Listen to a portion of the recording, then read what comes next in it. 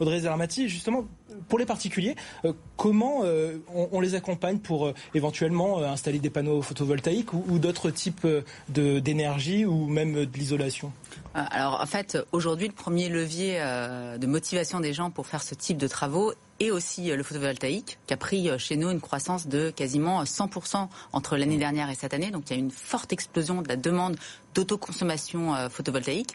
Le premier levier, c'est la facture énergétique. Et donc on évoquait tout à l'heure les hausses de 10% probables pour la facture électricité. Il faut savoir que les Français vont connaître donc depuis un an, avec ces 10%, 45% d'augmentation de leur électricité. Depuis un an, c'est inédit cette augmentation du tarif d'électricité. Et c'est le premier levier de nos clients pour réaliser des travaux, que ce soit le photovoltaïque ou que ce soit d'autres travaux d'économie d'énergie. Et justement, sur sa facture, comment on peut économiser ?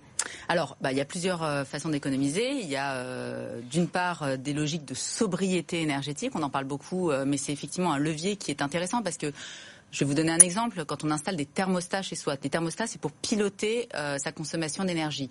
Et donc, ça permet notamment, quand on n'est pas chez soi, de baisser le chauffage. Le chauffage, c'est 2/3 de sa consommation et de sa facture d'énergie. Donc, quand on n'est pas chez soi, de baisser le chauffage et de remonter le chauffage progressivement 1 heure avant de rentrer. Ça, c'est un pilotage intelligent. Ça permet de faire 15% d'économie d'énergie. Puis après, il y a des travaux un peu plus importants.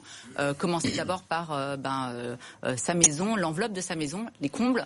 La toiture, ça c'est important parce que un peu comme quand vous mettez une casserole d'eau à chauffer, si vous mettez un couvercle, vous verrez, vous gardez la chaleur. Donc c'est comme ça qu'on commence. C'est d'abord par la toiture, c'est finalement les travaux au meilleur coût-efficacité. Et puis après il y a d'autres types de travaux, l'isolation des murs, le changement des fenêtres, et puis les changements de système de chauffage pour passer du fossile à des énergies renouvelables. Si par exemple j'ai un vieux grille-pain, ces vieux radiateurs, est-ce que déjà ce type de système on peut économiser avec... Alors tout à fait, les solutions de thermostat dont je parle, et notamment les thermostats connectés, qui seront obligatoires à partir du 1er janvier 2027, mais qui sont fortement aidés par des aides à partir du 1er janvier 2024, donc il faut absolument se renseigner, sont adaptables sur tous les types de radiateurs, et notamment les vieux grille-pains dont vous parlez. Donc c'est vraiment une solution qu'il faut un peu sans regret s'équiper en thermostat, d'une part parce que c'est très aidé aujourd'hui par des primes, et d'autre part parce que ça va être obligatoire, et puis ça vous permet accessoirement de faire des économies d'énergie, des économies sur votre facture. Bon, ça c'est quand on a un chauffage individuel. Quand on est